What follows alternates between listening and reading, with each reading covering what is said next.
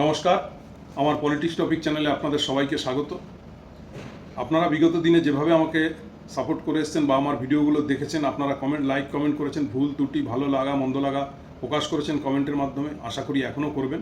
এবং যারা নতুন দেখবেন আমার অনুষ্ঠান, তাদের কাছে বিনীত অনুরোধ আমার চ্যানেলটিকে সাবস্ক্রাইব করে পাশে থাকবেন। তো যাই হোক, আজকের অনুষ্ঠানটি শুরু করতে যাচ্ছি। আজকের অনুষ্ঠানটি হলো, রাজ্যে পালাবদল হয়েছে, নতুন সরকার এসছে, বহু মানুষ আশাবাদী এবং মানুষ পরিবর্তন করে আশাবাদী হয়ে এবং নতুন কিছু চিন্তাভাবনা নিয়ে। তো সাধারণ মানুষের এই সরকার কত আশা পূরণ করেছেন এবং কত আশা পূর্ণ করতে যাচ্ছেন, সেই নিয়েই আজকের অনুষ্ঠান। তো মানুষের ইতিমধ্যেই বহু আশা পূরণ করেছেন। কীরকম আশা পূরণ করেছেন একটু শুনুন, এবং আমি যদি কোনো ভুল বলে থাকি সেটাও আপনারা ক্ষমার চোখে দেখবেন এবং আপনারা আপনাদের কমেন্টের মাধ্যমে বলবেন। আমি ভুল কিছু বললে অবশ্যই মাথা নত করে ক্ষমা চেয়ে নেব। যাক, এই সরকারের দেখুন, যারা অর্থশালী মানুষ, সরকারের কাছে প্রভাবশালী মানুষরা তেমন একটা আশা রাখে না, কিন্তু যারা সাধারণ মানুষ, যারা খেটে খাওয়া দিনমজুরি মানুষ, দরিদ্র শ্রেণীর মানুষ, যাদের রোজগার কম, যাদের পার্মানেন্ট ইনকাম নেই, কোনো বড় ব্যবসাদার না, তারা কিন্তু সরকারের প্রতি ওই চাতক পাখির মতন একটা আশা নিয়ে থাকে এবং সেই আশা নিয়ে তারা নির্বাচিত করে এবং অনেক স্বপ্ন দেখে। তাই সেই স্বপ্ন কতটা পূরণ হচ্ছে, এই সরকার অনেক কিছুই পূরণ করেছে, তার কিছু উদাহরণ আপনাদের সামনে তুলে ধরি। এবং আপনাদের কেমন লাগলো না ভালো লাগলো কি খারাপ লাগলো অবশ্যই আপনারা কমেন্টে জানাবেন। যেরকম এই সরকারও একদিন বিরোধী ছিল, তো বিরোধী থাকাকালীন আপনারা জানেন মমতা ব্যানার্জির আমলেই স্মার্ট মিটার চালু হয়েছিল। এই স্মার্ট মিটার চালু হওয়ার সময় বিরোধী দলনেতা বলেছিলেন, যদি কেউ এই স্মার্ট মিটার লাগাতে যায় তো বাড়ি থেকে ঘাড় ধাক্কা দিয়ে তাড়িয়ে দেবেন। কিন্তু আজকের এই নতুন মুখ্যমন্ত্রী তিনি বলছেন প্রত্যেক বাড়িতে জুন মাস থেকে শুরু হয়ে গেছে নতুন স্মার্ট মিটার লাগাতে হবে অবশ্য। তো এই একটা আশা পূরণ হয়েছে। এবার এই আশা পূর্ণতে সাধারণ মানুষের কি হবে? যাদের অর্থশালী প্রভাবশালী বা ব্যবসাদার, তাদের অসুবিধা হবে না, কিন্তু সাধারণ গ্রামগঞ্জে কি পরিস্থিতি তৈরি হবে জানেন? অনেকে তো মেসেজ পড়তে পারে না, অনেকের কাছে কিপ্যাড ফোন, তারা বিলটা কিভাবে দেবে, কত তার ব্যালেন্স আছে, হঠাৎ করে কারেন্ট চলে গেল, কিভাবে তিনি বিলটা দেবে, তার বাড়িতে আবার কারেন্ট আসবে, এই নিয়ে বিশাল দ্বন্দ্বতায় পড়ে আছে এবং তারা হতাশ হয়ে গেছেন এই কথা শুনে। তো এই একটা আশা পূর্ণ করেছেন। এবং আরেকটা ব্যাপার আছে, এরা তো একটা চিন্তাধারা করেছিলেন এই সরকার, যে পশ্চিমবাংলায় কর্মসংস্থান নেই, এই কর্মসংস্থানের জন্যই এই সরকারের প্রতি বহু যুবক যুবতীরা ভোট দিয়েছে। তো আপনার বাড়িতে বিগত দিনে যে মিটার দেখতে আসতো, রিডিংটা দেখে আপনাকে বিলটা দিত কন্ট্রাকচুয়ালে হলেও, সেই ছেলেগুলো প্রতি মিটারে 7 টাকা পেত আমি যতদূর জানি। তো 100 মিটার দেখা হয়ে গেলে 700 টাকা, সে কয়েক হাজার মিটার মাসে দেখতো এবং সেটা কিন্তু সে 12 ঘন্টা খাটতো না, কত 4-5 ঘন্টা ডেলি সময় দিত, সে আরও অন্য কাজও করতে পারত। এটা তার একটা এক্সট্রা ইনকাম হতো। একটা মাস গেলে ধরুন 10,000 টাকা যদি ইনকাম করতে পারতো, সেটা তাকে অনেকটাই সহযোগিতা করতো আজকের দিনে। কিন্তু সেই কর্মসংস্থানটা কিন্তু অলরেডি বন্ধ হয়ে যাবে এই স্মার্ট মিটারের পর। তাহলে কর্মসংস্থান হচ্ছে না হারাচ্ছে, আপনারাই বিচার করবেন। দ্বিতীয়ত কথা, আর একটা কথা বলি, আমি একটা কথা বলবো, মমতা ব্যানার্জির মতন মুখ্যমন্ত্রী যেন ভারতবর্ষে কোনো স্টেটে না আসে, একদম ফালতু, আমি নিজেও বলছি। কারণ এইরকম মুখ্যমন্ত্রী যদি থাকে, আপনারা শুনেছেন তাদের নেতারা চুরি করেছে, এই করেছে, সেই করেছে, অমুক করেছে, তমুক করেছে, এটা কতটা বাস্তবিত এবং কতটা মিডিয়া দ্বারা প্রচারিত করা হচ্ছে, একটু যদি ভালো করে যার যার নিজের এলাকায় দেখেন তাহলে বুঝতে পারবেন যে কতটা বাস্তব, যে সত্যি কি এত কারি টাকা চুরি করেছে, না তাদের কাউন্সিলররা এলাকার মানুষের জন্য কাজ করেছেন বা তাদের প্রতিনিধিরা এলাকার মানুষের খোঁজখবর নিয়েছেন, প্রতিনিয়ত কিছু না কিছু করতো এবং সকাল থেকে রাত অবধি মানুষের সেবা দিতেন। তার মধ্যে যাদের সাথে হয়তো কিছু লেনদেন হয়েছে, সেটা এখন এমনভাবে সেটা মানুষের সামনে তুলে ধরছে যেন সেটা চুরি করা, ঘুষের টাকা, তোলাবাজির টাকা। এরা পূর্বেই তোলামূল বলেছে। আমি এটাও বলতে চাইছি না যে সবাই সৎ ছিলেন, হ্যাঁ কিছু তো হয়েছে অবশ্যই, কিন্তু যদি আমরা অন্য রাজ্যের সাথে তুলনা করি তাহলে কিন্তু সব কিছু হিসেব ছাপিয়ে যায়। এখানে যেরকম বিরোধী দলনেতা বলেছিলেন বহু স্কুল বন্ধ হয়ে রয়েছে, তো অন্য যে বিজেপি শাসিত রাজ্যগুলো রয়েছে সেদিকে যদি তাকাই, হাজার হাজার স্কুল বন্ধ, যা পশ্চিমবাংলার তুলনায় সরকারি স্কুল অনেক গুণ বেশি বন্ধ হয়ে পড়ে রয়েছে। এবং এরকম স্কুল বহু রয়েছে বহু রাজ্যে, যে একটা স্কুলে একটাই মাস্টার। ভাবতে পারেন? একটু পরিসংখ্যানটা গুগল গেটে জেনে নেবেন, সত্য কি মিথ্যা। আমি যদি শুধু সেটা নিয়ে একটা কাণ্ড নিয়ে ভিডিও করি, তো একটা কাণ্ডের উপরে ভিডিও শেষ হয়ে যাবে। শুধু আপনাদের কাছে কিছু পরিসংখ্যান তুলে ধরছি, আপনারা মিলিয়ে নেবেন গুগল সার্চ করে। তাই বলছি, মমতা ব্যানার্জির মতন মুখ্যমন্ত্রী মানুষ হয়তো আর চাইবে না। কারণ এই মমতা ব্যানার্জির মতন যদি মুখ্যমন্ত্রী থাকেন, তো পরবর্তীকালে যে মুখ্যমন্ত্রী আসবে তার নাভিশ্বাস উঠে যাবে রাজ্য চালাতে। যদি বলেন কেন, কোনোদিন কি ভেবে দেখেছেন? দুয়ারে সরকার এনেছিল, দুয়ারে সরকারে আপনার রেশন কার্ড থেকে শুরু করে যুবসাথী থেকে শুরু করে যতগুলো প্রকল্প আছে, সেই প্রকল্প নিয়ে গিয়ে আপনি আবেদন করতে পেরেছেন, আপনার 10 মিনিট সময় লেগেছে, হাজার হাজার মানুষ উপকৃত হয়েছে। কিন্তু তার বদলে আজকের এই সরকার নিয়ে এসে জনকল্যাণ শিবির। সেই জনকল্যাণ শিবিরের এতক্ষণে আপনারা সবাই দেখেছেন সোশ্যাল মিডিয়ায় কি পরিস্থিতি। বয়স্ক মানুষ শুনেছেন, ফোনে দেখেছেন বেকার ভাতার ফর্ম, এই বার্ধক্য ভাতার ফর্ম ফিল আপ হবে, সেখানে শুনে 10 কিলোমিটার, আর্থিক অবস্থা খারাপ বলে 10 কিলোমিটার হেঁটে সেই শিবিরে এসছেন। কেউ 10 মাইল হেঁটে এসছেন এই রোদের মধ্যে, এসে নিরাশ হয়ে ফিরে যাচ্ছেন। কেননা সেই শিবিরে কিছু নেই, না অন্নপূর্ণা ভাণ্ডার হচ্ছে, না বার্ধক্য ভাতা হচ্ছে, না বিধবা ভাতা হচ্ছে, না যুবসাথীর ফর্ম ফিল আপ হচ্ছে, না কোনো প্রকল্পের কোনো কিছুই সহযোগিতা পাচ্ছে। পেয়েছে কি, একটা জায়গায় কিছু গাছ দেওয়া হচ্ছিল, মানে গাছ লাগাও প্রাণ বাঁচাও, যেটা সাধারণ নাগরিক মঞ্চ থেকেই অনেক জায়গায় করা হয়। তো জনগণ দেখলাম লুটে ফুটে সবাই নিজের মতো সেই গাছ নিয়ে হাঁটা দিল। এই হচ্ছে এই সরকারের কর্মসূচি চলছে। আচ্ছা, বলতে পারবেন এখন অবধি এই যে যুবসাথীতে 15,000 টাকা করে দেবেন বলেছেন, গর্ভবতী মহিলাকে 21,000 টাকা দেবে বলেছেন, 200 ইউনিট বিদ্যুৎ ফ্রি দেবেন বলেছেন এই সরকার, মানে ব্যাপারটা বলার দরকার, বলেছে 450 টাকায় গ্যাস দেবেন বলেছেন। সরকার গঠিত হওয়ার সাথে সাথে 4 বার পেট্রোলের দাম বৃদ্ধি পেল, মূল্যবৃদ্ধি আকাশ ছোঁয়া হলো। এবং সব থেকে বড় কথা, যেটা এরা রাজনীতি করতে গিয়ে বলে হিন্দু মুসলিম, মানে হিন্দুর সরকার। এই বিরোধী দল নেতা পূর্বে বলেছিলেন যে আমি হিন্দুদের ভোটে এমএলএ হয়েছি, আমি শুধু হিন্দুদের এমএলএ। যাক বলেছেন, আমি একজন সনাতনী হিন্দু, আমারও ভালো লেগেছিল। তা আমার জন্য কি করেছেন, মানে আমাদের, এটা কেন বললাম, আমার মতন সাধারণ হিন্দুর জন্য কি করেছেন আলাদা? কিছুই দেখতে পেলাম না, কোনো সহযোগিতা বা কোনো রকম কিছুই পাচ্ছি না। আশায় রয়েছি, আশায় তো থাকবোই আমরা নতুন সরকারের কাছ থেকে, যে অনেক কিছু পাব। দ্বিতীয় কথা, গ্রাম বাংলাতে আগে 16 বছর, 15 বছর, 14 বছরের মেয়েদেরকে বিবাহ দিত। মমতা ব্যানার্জি দেখেছিলেন যেটা ঠিক না, আগামী প্রজন্মের জন্য এটা একটা খুব খারাপ দিক। তাই তিনি প্রতিটা মেয়ের, হিন্দু কি মুসলিম কি খ্রিস্টান, সর্বজাতির মেয়েদের বিবাহ প্রকল্পে 18 বছর পূর্ণ হওয়ার পরে যদি বাবা মা বিয়ে দেন, তো তার জন্য রূপশ্রী প্রকল্প রেখেছিলেন 25,000 টাকা। এখন পর্যন্ত কিন্তু এই সরকার সেখানে পৌঁছতে পারেনি। কন্যাশ্রী, মিড ডে মিল, স্কুলের পোশাক, জুতো, বই, খাতা, সবুজ সাথীর মাধ্যমে সাইকেল। গ্রাম বাংলায় সাইকেল কত প্রয়োজনীয়, একটু গ্রাম বাংলার স্কুলের খোঁজ নিয়ে দেখবেন ছাত্রছাত্রীর কাছে কতটা গুরুত্ব।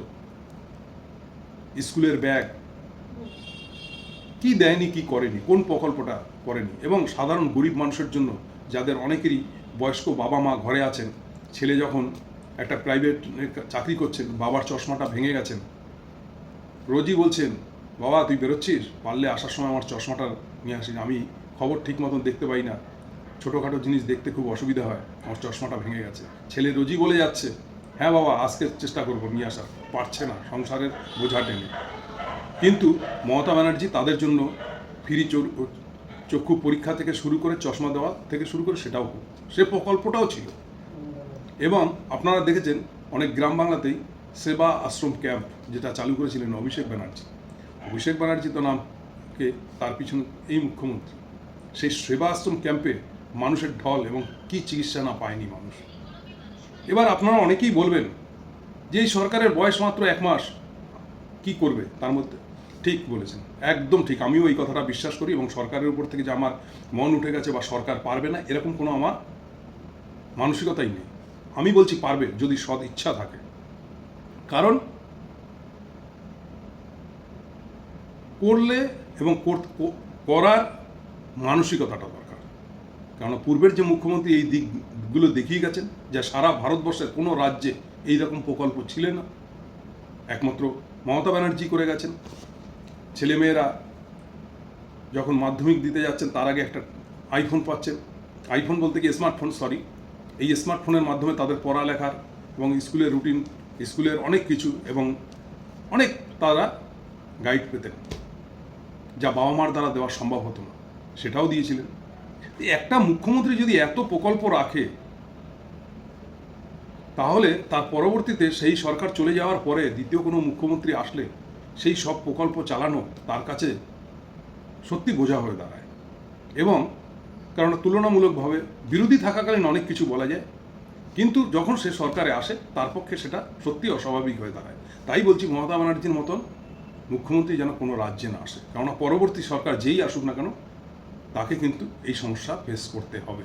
তাই এখন থেকেই কান পাতলে সারা বাংলা জুড়ে একটাই কথা, যে মমতা ব্যানার্জির সরকারের এমএলএরা, এমপিরা বা কাউন্সিলররা, নেতারা নাকি অনেক চুরি করেছে।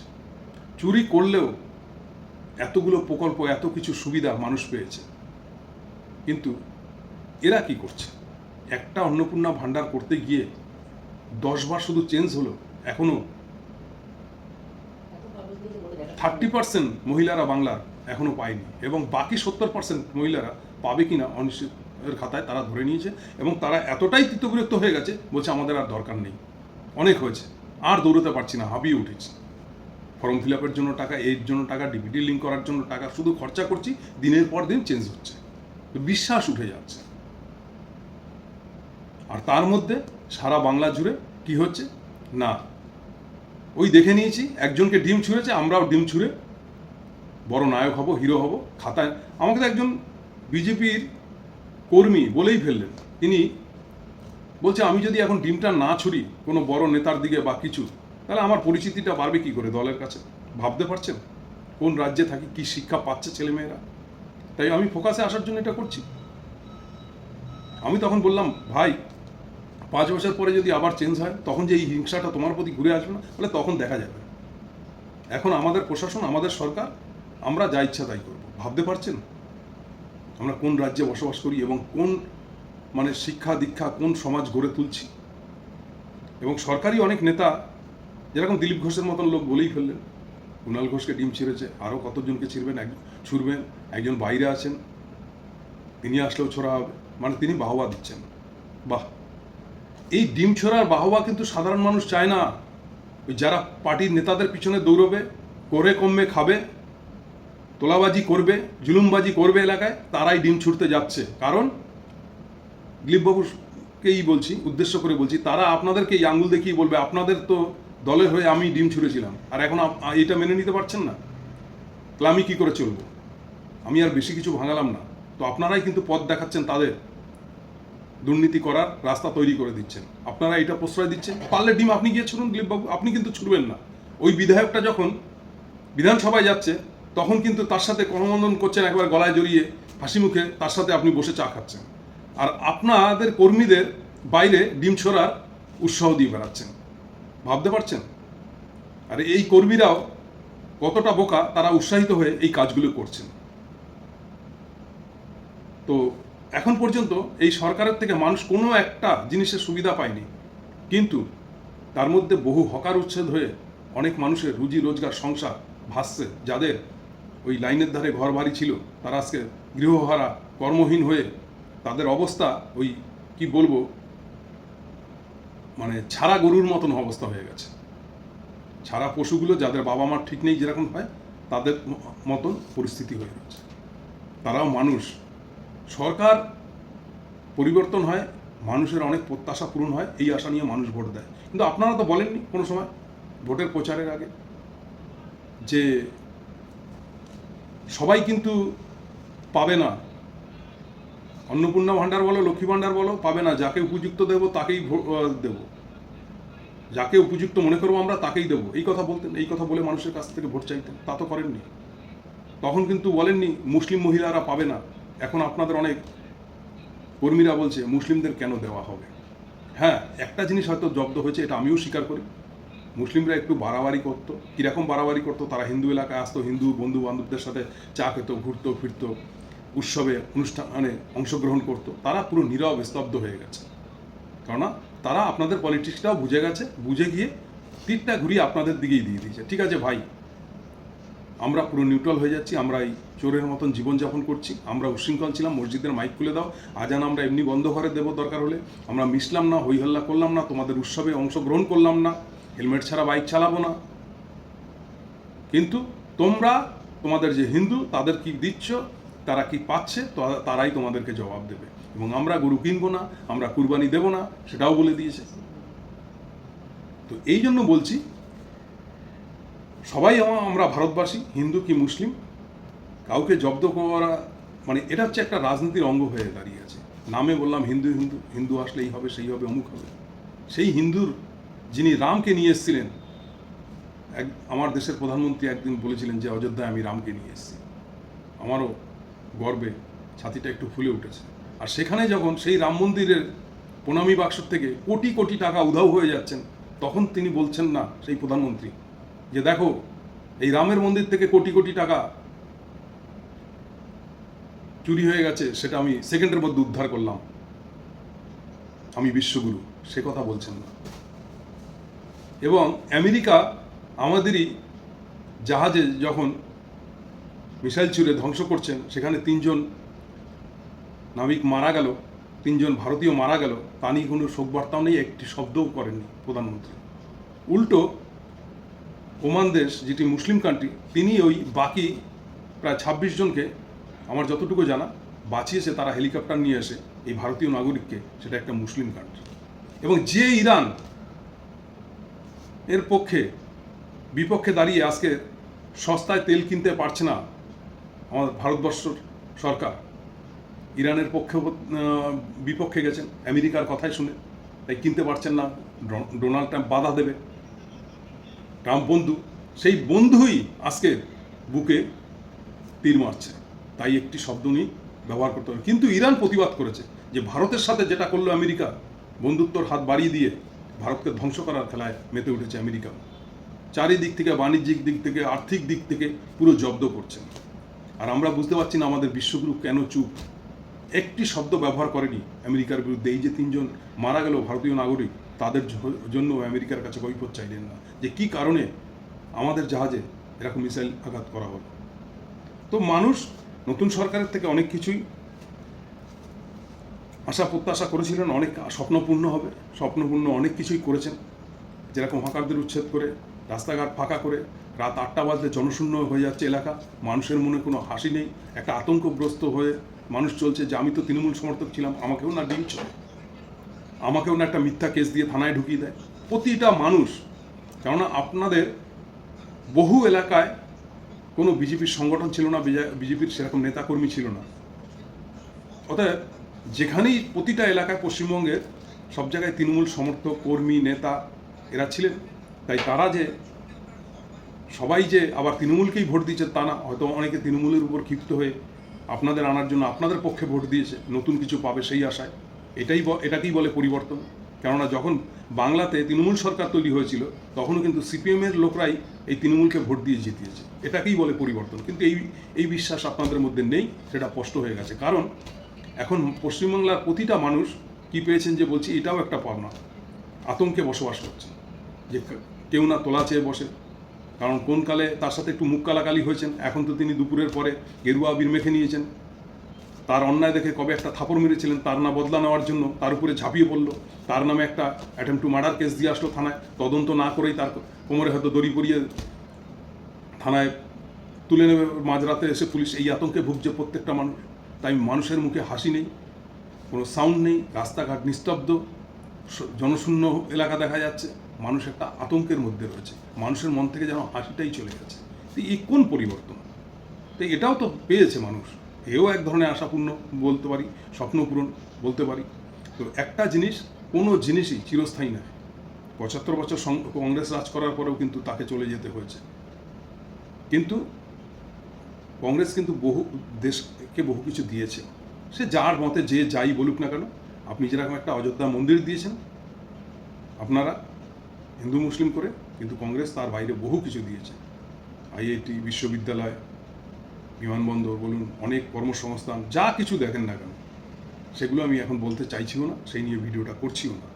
যাই হোক, সাধারণ মানুষের এখন অবধি এই প্রত্যাশা পূরণ হয়েছে, আগামী দিনে কি প্রত্যাশা পূরণ হবে সেদিকেই আমরা তাকিয়ে থাকবো এবং নতুন সরকারের কাছে জোর হাতে নত মস্তকে আবেদন রাখি যে একটি নতুন ভোর আসুক, সবার মনে হাসি ফুটে উঠুক এবং সরকার সাধারণ মানুষের জন্য কিছু করুক এবং মানুষের মধ্যে সরকারের প্রতি যেন একটা আবেগ, ভালোবাসা বাড়ে এবং হিন্দুত্বর জয় হোক, সনাতনীদের জয় হোক, সেই আশায়, সেই স্বপ্ন দেখি আজকের ভিডিওটা এখানেই শেষ করলাম এবং আপনারা বলবেন আপনাদের কেমন লাগলো। যদি আমি কিছু ভুল ত্রুটি বলেও থাকি, বলার তো অনেক কিছু থাকে, কিন্তু আমাদের কাছে একটা ভিডিও করতে গেলে সংক্ষিপ্ত টাইমের মধ্যে সব কিছু বলে ওঠা যায় না। তাই যেটুকু বললাম আপনাদের কাছে যদি কোনো কিছু ভুল ত্রুটি মনে হয় অবশ্যই আপনারা বলবেন, আমার ভুল হলে নতমস্তকে ক্ষমা চেয়ে নেব।